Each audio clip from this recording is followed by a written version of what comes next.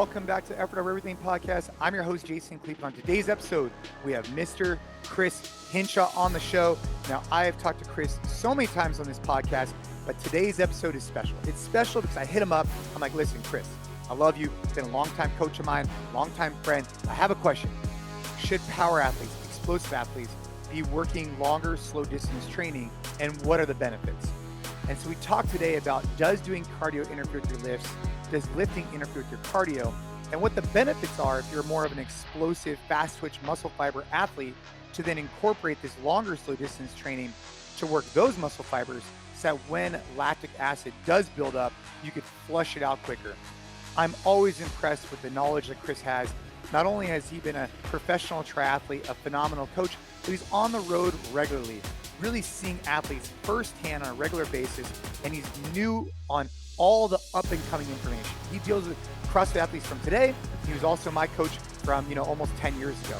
So he's been around the block for many, many years. He has a wealth of knowledge. Definitely sit down, definitely enjoy this episode. And if you do, simple ask, hit us up on social, right? Let us know what you think about it. Let me know what type of episodes you're enjoying, and let Chris know if you saw value in his content. So without any further ado, let's have a great episode with my coach, my friend, Mr. Chris Hinshaw. Let's go. All right, Chris. So here's the question. I had texted to you. I want to make sure that we're talking the same language. I'm fired up to discuss this particular subject with you. Couldn't think of anybody else better to talk to about this. And it's about long, slow distance training and how to develop the muscle fibers, this slow twitch muscle fiber, to help benefit us for high intensity training. And really the reason why it sparked at me, I remember maybe it was like, dude, it must have been like 10 years ago, Chris. Right? 10, was it 10? Yeah, like almost 10 years ago. We were training and I was so used to doing like 4x400 repeats, 10 400 repeats, all that kind of stuff, right? 200s, 400s, maybe even 800s, every blue moon, maybe a mile. And that was like the norm in CrossFit at the time. And then you came in, you're like, dude, we're going to put time on our feet. We're going to do these different things. We started stretching it out to, hour, 2 hour long training sessions. And I remember you specifically saying to me that you want to develop all the different muscle fibers within that leg or body so that when you do get general fatigue, it could flush out faster. And that's the topic, man. Why would a power athlete or a high intensity athlete want to go long, slow distance? Well, what a good topic. I mean, it's That's all I got, bro. I think it's a really good topic. And I think that it's one of these topics that's been very controversial between the endurance community and the weightlifting community. And the first thing that comes to mind is what I hear all the time. If I am an endurance athlete and I lift, I'm going to get big and I'm going to get slow. And then the powerlifting, the weightlifting community, they turn around and they say the complete opposite. If I do cardio, it's going to ruin my gains. It's going to ruin my strength. And I think that that's where, when I started in this CrossFit space, that what we know is interference effect. If you do too much of one thing, it will interfere with the other thing. And so if you're a power lifter, you certainly don't want it to interfere with your strength. But when I started into the CrossFit space, it really opened my eyes into all of this research on interference effect. And the research was it was isolated around these two ends of the spectrum, because the endurance community, endurance athletes, are on the slow twitch end of the muscle fiber spectrum. And the weightlifting community is on the fast twitch side of the spectrum. And so they're complete opposites of one another. And then all of a sudden CrossFit comes in and it's like, no. We're not specialists in weightlifting. And no, we're not specialists in endurance work either. We sit in the middle. And what we know about CrossFitters is that they have an average ratio of 50% fast twitch fibers and 50% slow. So do the same rules apply for all three groups? And that was what was appealing to me 10 years ago. And what we have found out is the answer is it's not. When you have a much more balanced ratio, you have many more options available to you. because you're not genetically a specialist. And that's the thing that needs to be defined. So how did you this 50-50 fast slow, is that just like, after your many years of experience, is that just kind of like hypothetical, or I mean, because how would you actually identify slow versus fast twitch? Would you basically need to look at the fiber underneath a microscope? How would you determine that? I'm just Yeah, curious. yeah, you would pull a fiber out of your leg, and they'll get a general idea of the genetic makeup. They'll get a good ballpark. And I mean, that's typically how it's done. In terms of percentages, there's plenty of studies out there that talk about what is the average makeup in terms of fast twitch and slow twitch fibers for the population of people out there. And that's what's important, though, is that Glassman, what he did is he created sport for the person who wasn't born on the extremes, because Right. the people born on the extremes were the Olympians. And now there's been a sport that has been able to flourish, since you got your start. And what we're now able to look at is, how did that methodology that Glassman started actually evolve? And what we're finding is these athletes are pushing the extremes, that they were in the middle, but they're pushing the extremes in terms of endurance and in weightlifting. One of the things that I talk about, if you want an example, you got a Rich Froning out there who has a VO2 max in the movement of running of 72 milliliters per kilogram of body weight per minute. Now, to give you an idea of how great that is in the movement of running, there are Olympian level runners in the marathon that don't have a VO2 max that high, that have run sub 207 marathons. That's how good Rich Froning is. Problem is he's at 198 pounds. But you know what that 198 pounds does is it allows him to put 400 pounds over his head. So he's pushing these extremes. And when I started working with Rich, one of the problems were that I knew I could improve his running. I knew I could improve his cardio. I knew I could improve his recovery. The problem is that what would it ultimately do to his CrossFitting? What would it do to his strength? Because remember, when I started, when you introduced me, it was after he won the games 4 times. And in the first 12 weeks with Rich, all I did is I ran him slow, and his mile time went from 6 minutes to 5:41. But that wasn't what was so exciting. All of his strength numbers went up. His vertical leap went from 31 to 33 inches. That was exciting. And that's doing slow distance, or that's doing slow training. So, I want to dive into that. So, um, when you have, and in particular, this is particularly interesting to me in CrossFit for sure, but also with the demographic of jiu-jitsu, which I've talked to you a lot about this. Yeah. Because I Yep. watch these athletes, like today, I was at the jiu-jitsu gym and I'm watching these guys just get down, super explosive, very anaerobic, very aggressive. But I'm thinking to myself, when these people are in a state of fatigue, or even take CrossFit, for example, and if you're only training these 5 to 12-minute time domains, or even 20-minute time domains, are you missing out on developing muscle fiber, almost to your point about Rich, where you're hitting different strands? So is the way it works, Chris, is like, where are the gaps? So like, okay, if you have anaerobic, let's just say it's, I don't know, 2 minutes, 3 minutes, whatever you want to call it. Yeah. Aerobic is anything longer than, I don't know, what do you want to call it? 5 minutes, whatever. 3 minutes. Three. Yeah. But now let's talk about muscle fiber. If you're in like a very, you know, 1RM deadlift is working these muscle fibers. Then you have 3 hour long marathon might be working these muscle fibers. Where are the margins at? Where are the, so like, how long is so long that it starts then fatiguing or enhancing muscle fibers? What's the longest you could go there? I know the shortest is obviously like a, 1RM deadlift, high box jumps. It's working muscle fibers in a different way. But how long do you need to go to open the depth of different muscle fibers, you think? That's a better way to describe it. I really think that that's the key for fitness, is like you just said, don't leave anything behind. And so, is there something inside of you that is limiting your overall performance, your work capacity, your ability to get better, your ability to reach your goals. And I mean, that's one of the things that we've had a lot of conversations about. And I talk to athletes over and over again that your career, if you're a professional athlete, is going to be short in your lifetime. And the last thing that I ever want to do if I'm helping you is to have you look back with regret. And that regret would be, I could have been better. And so, like you said, you really need to understand, like, what are the things that I'm leaving behind? Like when you approached me back in the day, it was very obvious what you were leaving behind.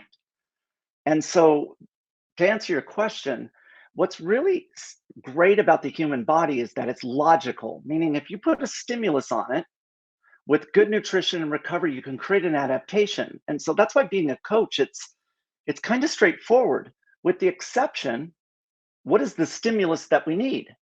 And that's the hard part to identify, because we need the athlete to provide that information, but they don't have the skills to know that yet. And so what we have to do is workouts and discussions to kind of bring those to the surface. That's why I've always said the worst workouts are one where we didn't learn anything, because we're in a nothing but a phase of discovery. That's all we're trying to do, to make sure we turn over every rock before you retire.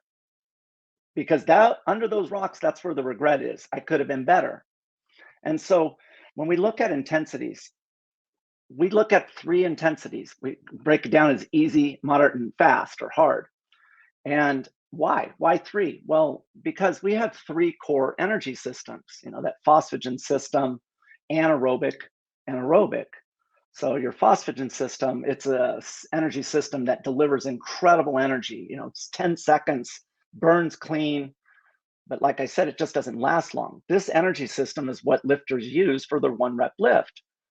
And it takes upwards of 3 minutes to get, good 90+% of that energy system recovered. So if you're doing a 5x5 back squat, the reason why you're taking 3 minutes of rest, or weightlifters will take upwards of 5, is because they need that topped off. They need that energy, that source, to move the muscles.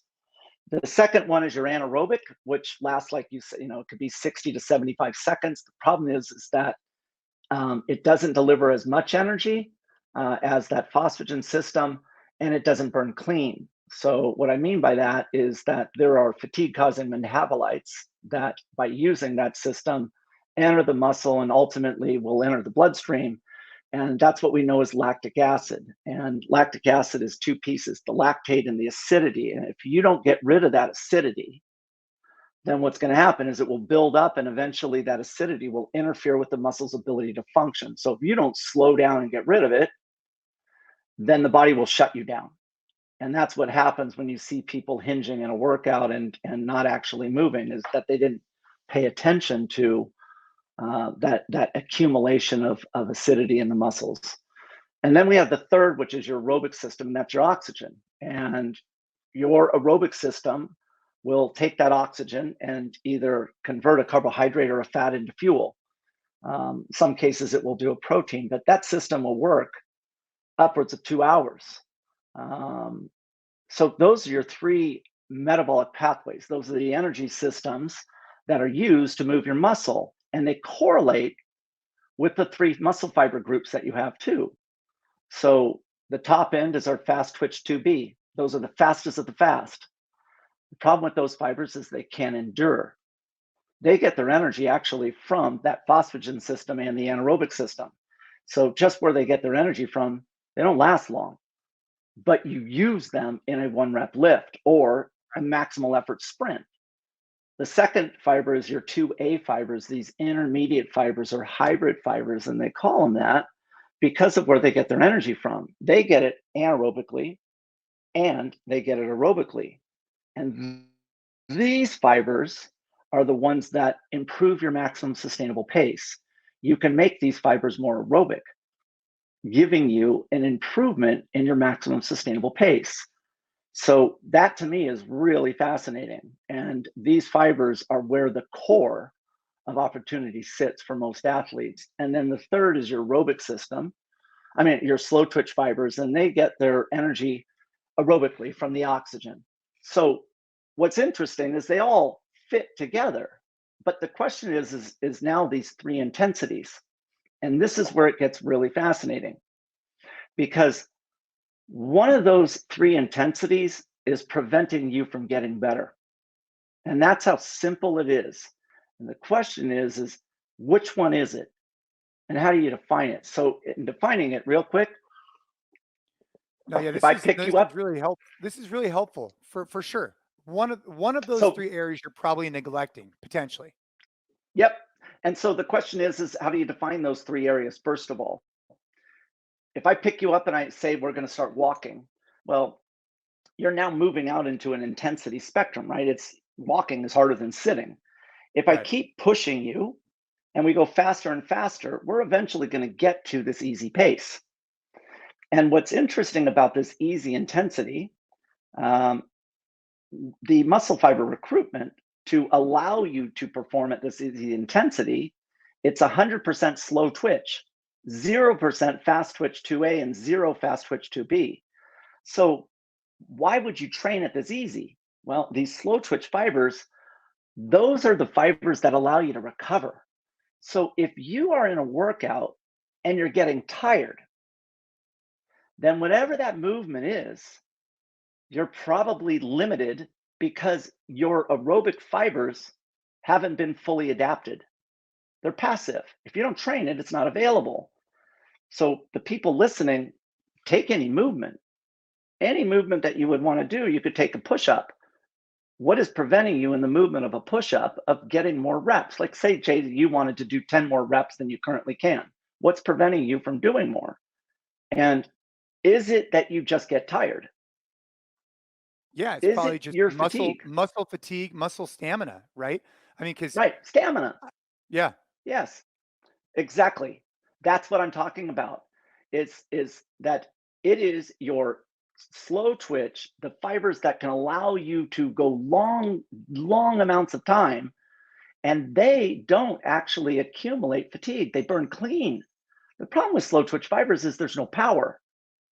So if people are lacking in the recovery, if they lack stamina, then they don't have full adaptation of those slow twitch fibers. Because if you're looking for stamina, if you're looking for improvements in recovery, I mean, one of the major measures of aerobic fitness is how fast can you recover? How fast can you clear fatigue? Endurance athletes are exceptional at it. And is that preventing you from doing more work? Like, what if you weren't so tired as you accumulated push ups? Then obviously you could do more. And so that's where people they misunderstand what aerobic slow twitch training is. It is one of two weaknesses that prevent people from getting better. People always assume that the other weakness is their problem. I need more speed, I need more strength, I need more power, I need more force. One of those two things is inhibiting, it's limiting your work capacity. Do you need more bench press strength, or what if I can get you to recover faster? Could you do more work? yeah, could you flush it out of your system? Which is really kind of like the premise of what I'm curious about, right? Where whether you take for example, the we talk about the push up, right? And I know that you Yeah, you have this drill where you'll do the push up and with the plate, you'll actually even hold a PVC pipe and do presses like that to kind of yeah, clear right. fatigue and develop. But let's just kind of honing this back towards running, which I think was a good analogy.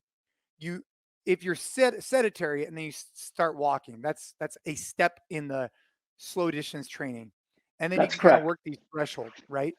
But Right. You eventually get, but so you get past the easy pace, and if you keep pushing your intensity, you get to your maximum sustainable pace, and then you keep pushing and you get to your hard pace. But those three paces tie into the muscle fiber adaptation.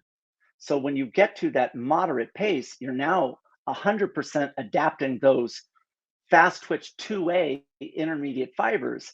And when we start pushing that hard, we're really targeting those fastest of the fibers. And that way, people are aware it's like we can target specific muscle fiber adaptation, but you would never want to do that unless you knew that was what was inhibiting your work capacity.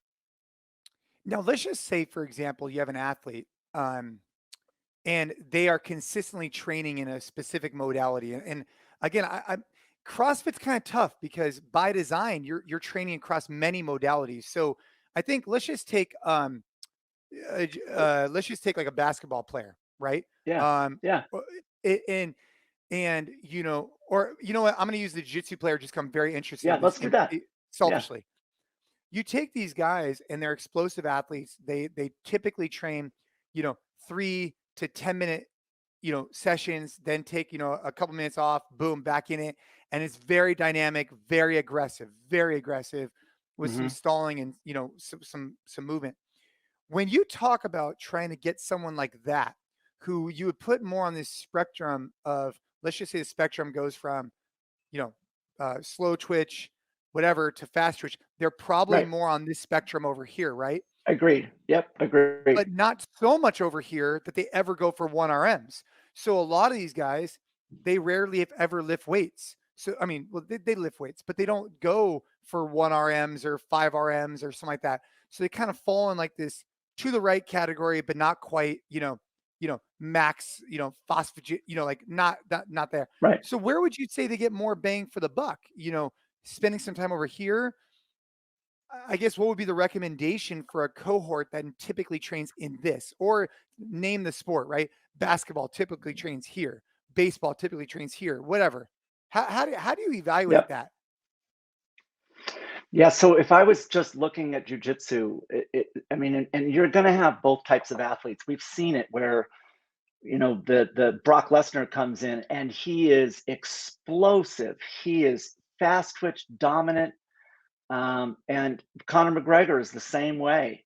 If those guys don't establish their dominance in 1 minute, more than likely they're going to be in jeopardy of losing, and they're going to lose to an athlete that has better, like you said, stamina. But really, it's that ability to recover. And so, if I was taking, let's say, a Conor McGregor or a Brock Lesnar, then you're never going to want to eliminate their superpower, right? That explosivity. You're going to always want to maintain that. But what we're going to want to do is provide some better balance in there. And that balance is we've got to give you an ability to endure. And what's the optimal way in order to do that for this particular athlete? And that's the key.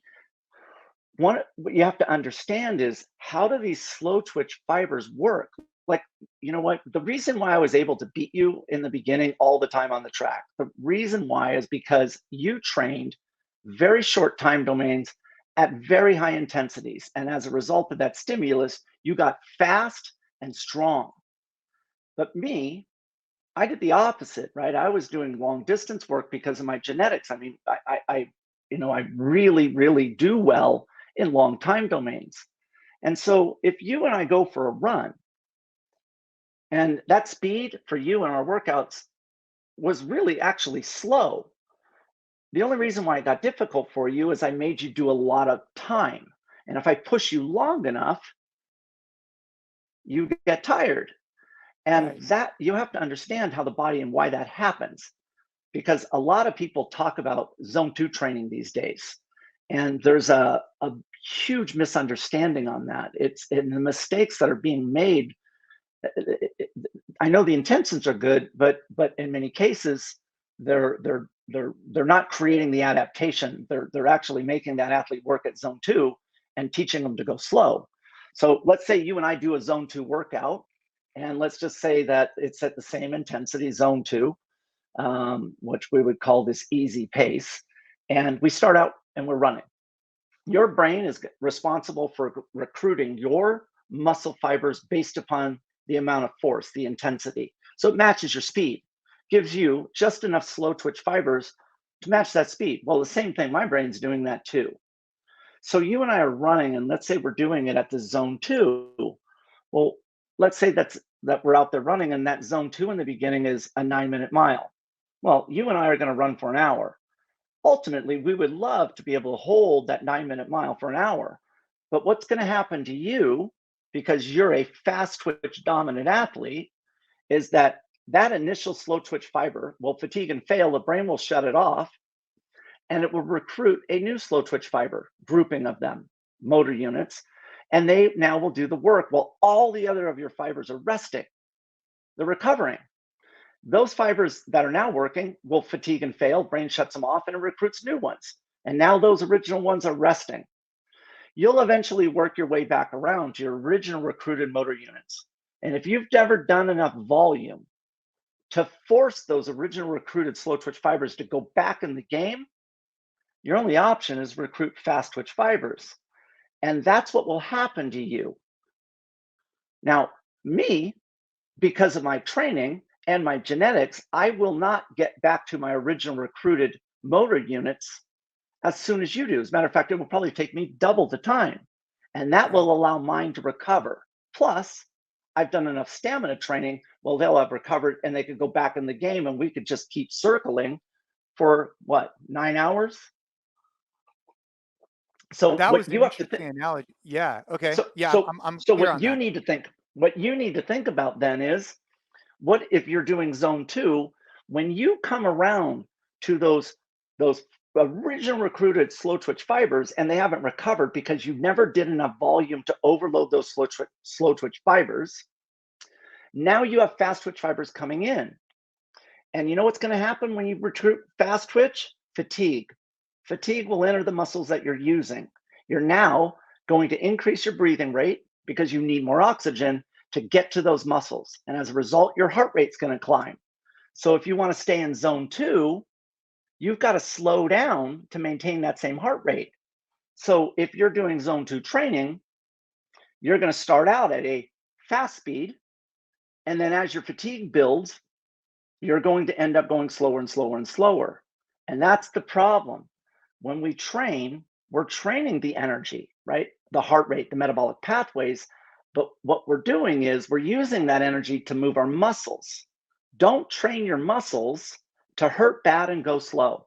That's my point. And is it your lack of stamina that allows you to put those slow twitch fibers back in the game? And that's where this overload principle comes in. If you don't do enough volume, there's no adaptation. If you don't do enough volume, there's not enough adaptation. That goes for any, that could be like the push-up example where you go from Yep. on your toes to on your knees to PVC pipe, right? And you're just flushing it out. Yeah. And you're Yep. basically trying to develop, because let me ask you this question. When we're talking about slow twitch muscle fibers, I know that they're very dominant in the lower extremities, of course, and they flush really well. But let's just say in your upper body, um, you could still train. You should be training the lower extremities because they could flush so well, even if you're getting upper body lactic acid, right? But you could Yes. also be training your upper body through ranges of motion the same way with light loads for many, many Yes. reps. It's just not very common, right? I guess it would kind of be like a Yeah. skier maybe, or something like that would be more common. Yeah. I mean, but this is a very interesting subject that you're bringing up. Is how do you get a jujitsu athlete or a weightlifting athlete to want to do some type of aerobic slow twitch work? And they're going to be really reluctant to go out for a run. And I'm not talking about Or like elite, even a like, jog, right? We would even drop it right, down to a jog, right? Like right, right. we're But talking they're going to be hour-long they're going to be jog, they're going to be reluctant to do that. And 100%. so what we have to do is somehow get them to understand the concept. And the way to get someone that is a power-based athlete, like a jujitsu athlete, where they are explosive, but they also recognize that they need, like you've always said, an ability to endure. And the way to do that is by combining different intensities in that weightlifting workout, but be very careful about the way in which we're driving the adaptation that we're chasing. And what I mean by that is, weightlifters commonly will take their 1 rep lift and they'll do various percentages of that 1 rep lift. Like they'll openly say that 60% of my 1 rep lift creates muscular endurance. All right, that's a fine thing. But what I want to do is I want to follow what is happening to build capacity in the elite sprinting community. Like take a Usain Bolt. Usain Bolt, he's a sprinter. The longest his event ever was under 20 seconds. So we're never going to have him do 10-mile runs. But what do you do to build a guy like that, his capacity? Because he's got to do prelims, semis, finals, plus he's doing the 100, the 200, the 4x1. Recovery matters for a guy like that. So how does he do it? When you know his event is less than 20 seconds, what he does is what we call active recovery. He creates fatigue in his running sprint, but then he clears his fatigue in a walk.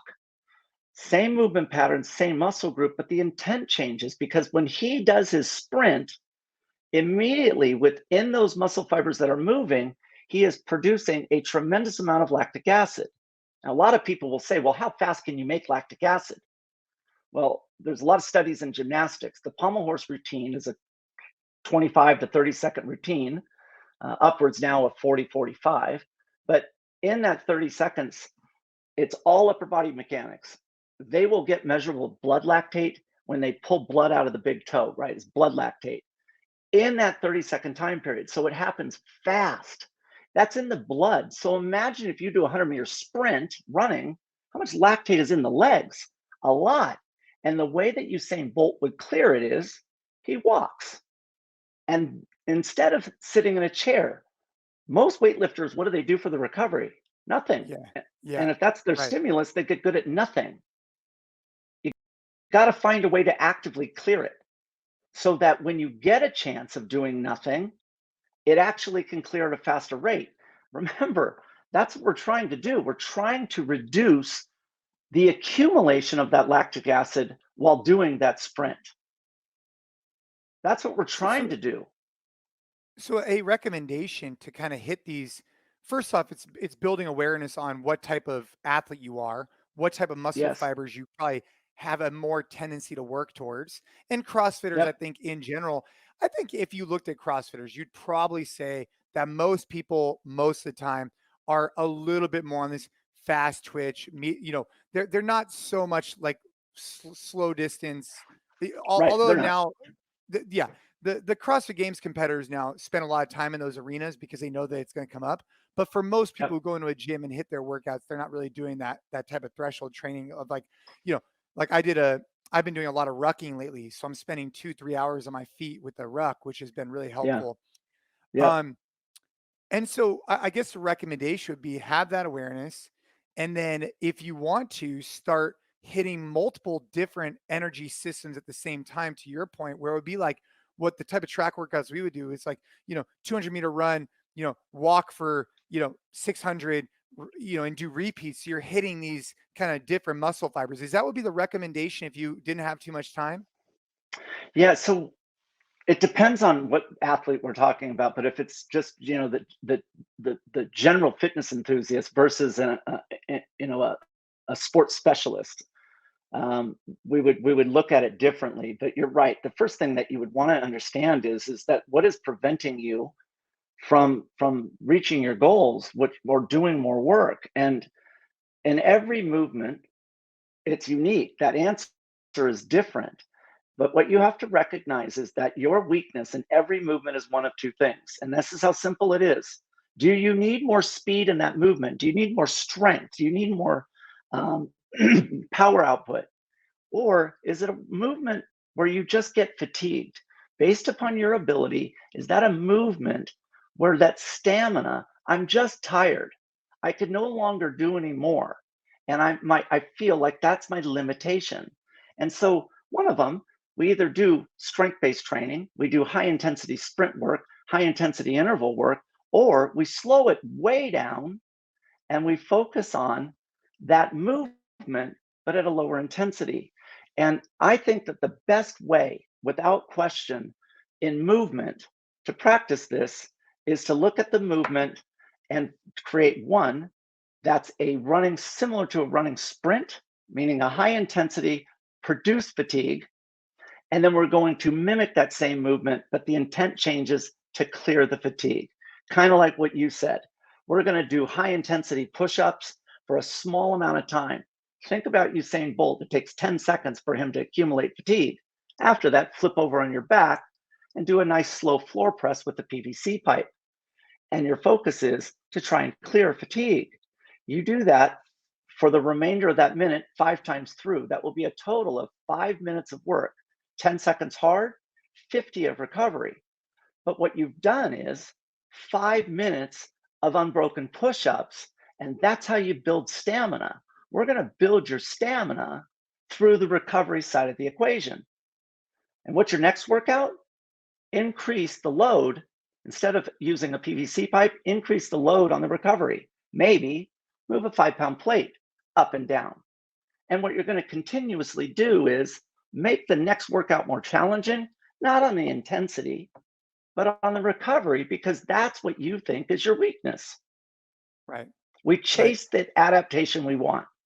Right. I mean, it's a really easy way of looking at it. Hey, is it a strength issue or is it a stamina issue? If you're looking at it from a like like a great example would be like a Fran in CrossFit, right? 21, 15, Mhm. 9 thrusters and pull-ups. Is it a strength issue? Probably not, right? It's probably some type of stamina issue in the pool. And I mean, maybe that's not the best example because it's like a 2-minute workout anyways, but No, no, no, you but you're right, because you're talking about muscle fibers. So it's important that the listeners understand we're manipulating two different categories. One is energy, and that is how the muscles move. And so the muscle fibers matter. And what we're trying to do is imagine if you're in jujitsu right now, what if I can increase the maximum number of fibers that you can recruit? Like if I could increase that percentage, what if I could increase the percentage of fibers that you can use during your match? What if I could increase the length that those fibers can actually endure? That's what we're talking about. Would that benefit you? And that is when we work the slow twitch, the recovery side. If you said yes to any one of those things, then you may need to work your recovery. And the hard part is in jujitsu, do you need to improve your recovery while standing or while prone? Which is your yeah, weakness? right. And that's And the then fun part. That's the yeah, fun part.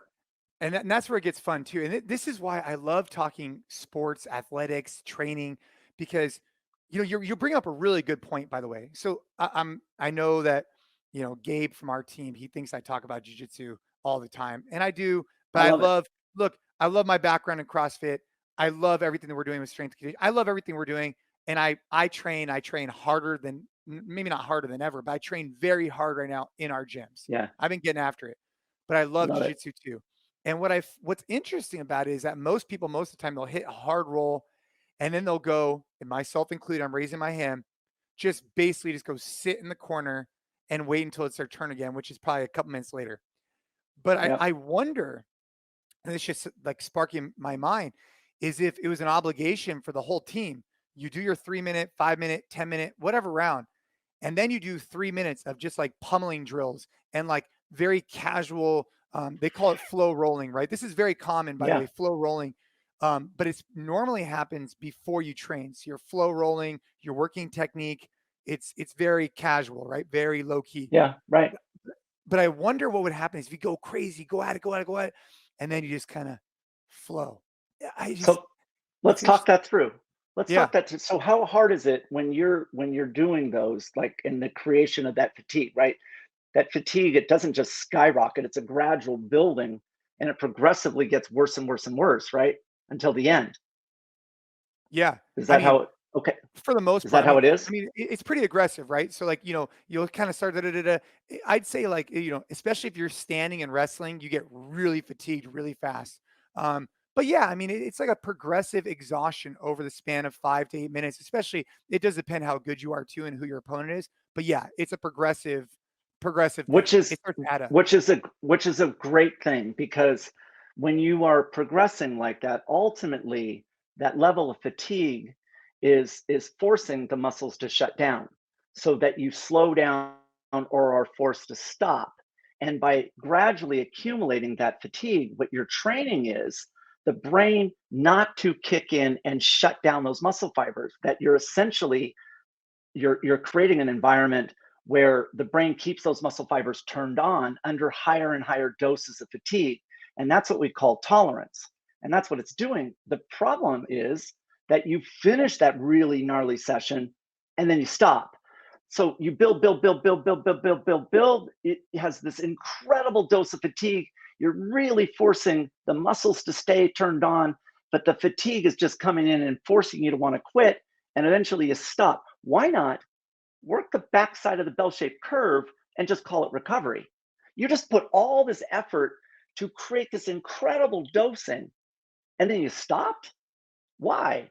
You were halfway. But what we do is you disguise it and call it recovery. Mm.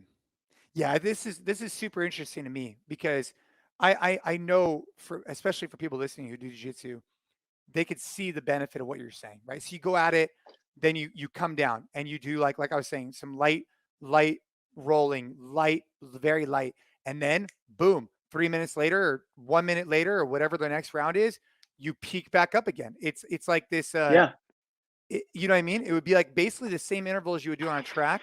The only difference is you're training exactly. with another person. That's Um, correct. And you're making it sport specific because that's that theory of specificity. If you want to get good at something, you got to do that something. And so the closer it is to what you want to get better at, the greater adaptation. But this is the same thing in weightlifting, like powerlifters. I, I in powerlifting, when you go to do your next lift, have you recovered to be able to do that next lift? And in many cases, I mean, that's how major weightlifting competitions are won or lost, because the lifter in front of you will pass on that weight. And now you thought that you were going to get an extra 5 minutes and you're going. right. And unfortunately, if you always train and expect to have a minimum of 5 minutes of rest and you have one, you're not going to be able to do that same load. Gymnasts, gymnasts, it's really interesting to me how gymnasts train, and tradition is a major part of that sport. And when they teach these kids, they're lined up, they'll do something, and then they'll get back in line. Why are we just standing there? What we're talking about, Jay, is like getting people to do more work while we have them in the gym. And we're calling it recovery. And But if like we for can do gymnastics that, or weightlifting, I don't know if I guess I'm asking a question here. Would there be as much benefit in like gymnastics or weightlifting as there would be in a sport like CrossFit, jujitsu, others, basketball, for example, right? Or because and again, I don't know. I mean, like weightlifting, if you have three lifts, and you take your normal recovery, would it make sense then to incorporate a lighter barbell in your or gymnastics, for example, if you know you have your event, your floor exercises, then you get an hour rest or whatever it is. Do you still think that they would get benefit from doing these exercises because they're hitting different muscle fibers they aren't normally hitting? Is that the benefit, or they're so building let, stamina? let's talk that through. I mean, I think that's a good question. So gymnastics at a high level, I don't care what level actually, it's a high skill sport. It's high skill. And you and I both know that under fatigue, it's very difficult to maintain um, technical proficiency in a movement because of fatigue. You get sloppy. Mm, And what I want to know is let's just say that you're doing high bar routine. You are single bar, and you're doing all these incredible movements, and they're all high force, so it's all fast twitch 2B. Now that routine takes a minute. A minute. Imagine how much lactic acid is accumulated, and it's all upper body. And now, as soon as you have flooded, and it's a minute, you now have flooding in all of those muscle groups that are using and holding on to that bar. But more importantly, you've overloaded the neighboring muscle groups, and now it's spilled into the bloodstream, lactate shuttle, and it is in the legs. So let alone you doing these highly technical moves that can ruin your career if you fail, and you're doing under extreme doses of acidity. Now you do an incredibly difficult, highly technical dismount. And what are they expected to do when they hit the ground? yeah. To stick Land the well. landing. Yep. And imagine they think their legs haven't done any work, when in fact, there's no difference in that level of fatigue because of the blood lactate. And yet they don't do leg training. That's what I'm talking about. Could we change the approach and address this accumulation of fatigue.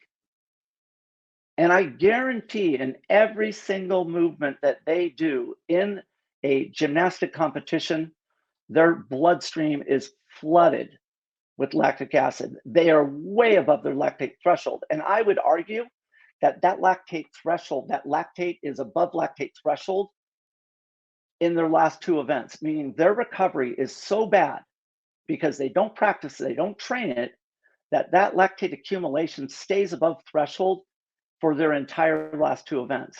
So even after 20 minutes of recovery of sitting in a chair, they have a lactate level above threshold going into the last two events. That's how difficult it is. And that's the problem with the way in which it's being trained today.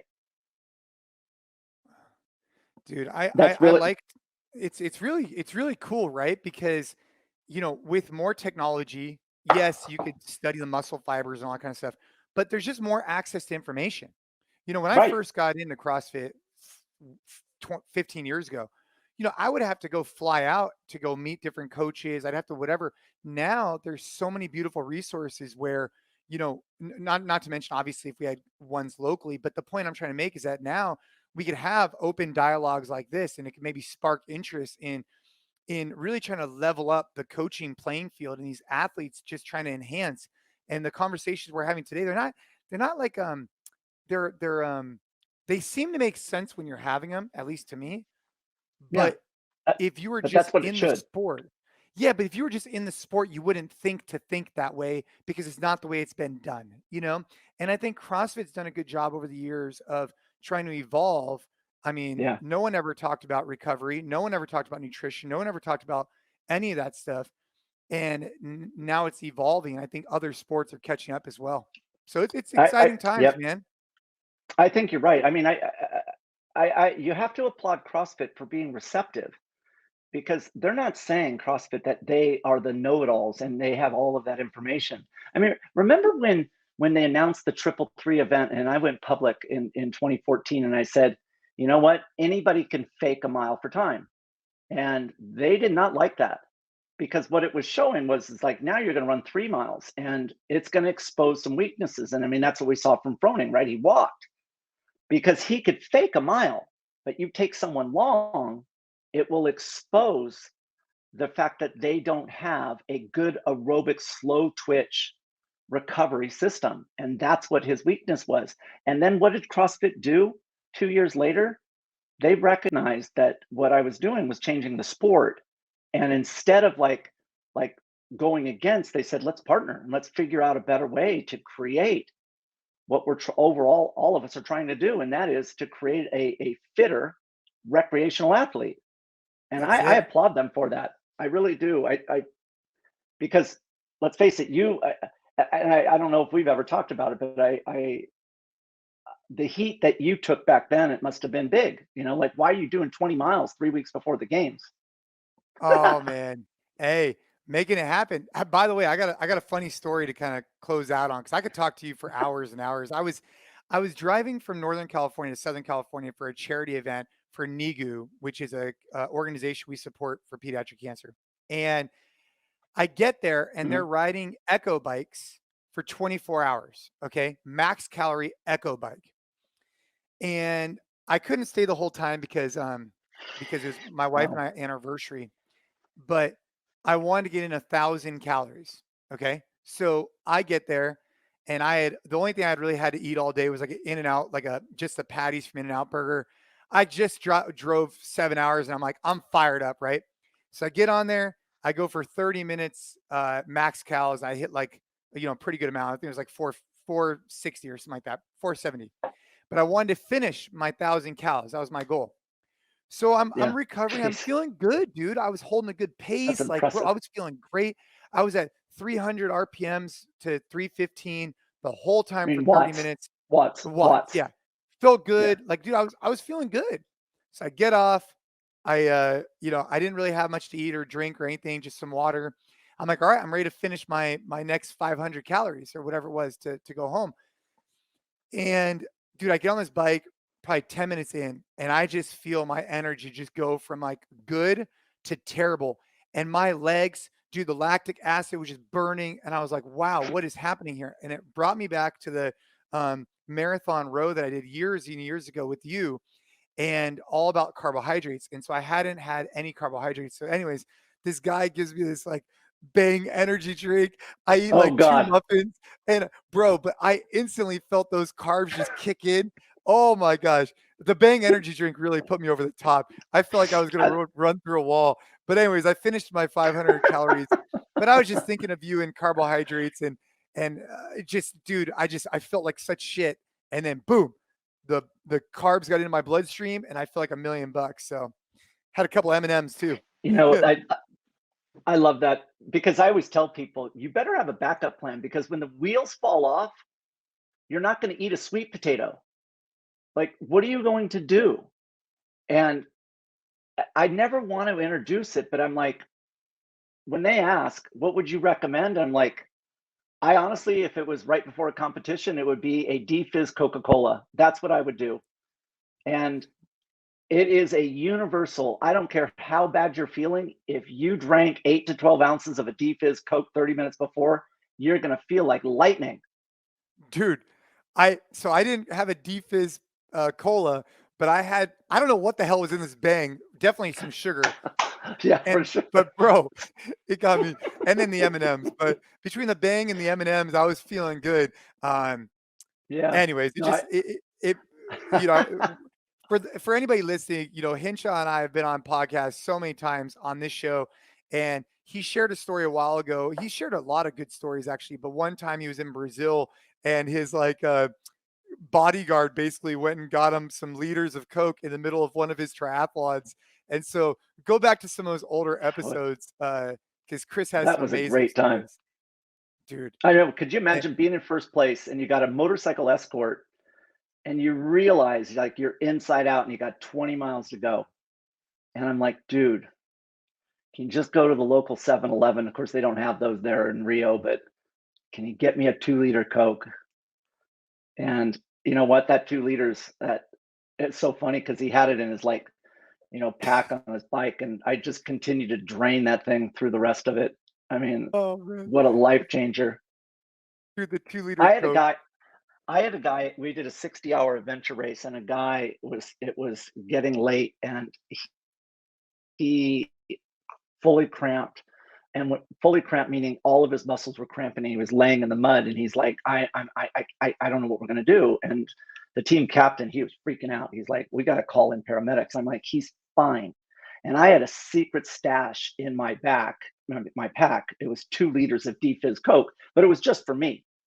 And I was hesitating. I'm like, God, should I save this guy's life, or should I just, think of myself? It was a real big dilemma. I'm like, oh man. So I was in a camelback. I pulled the end of like mouthpiece off.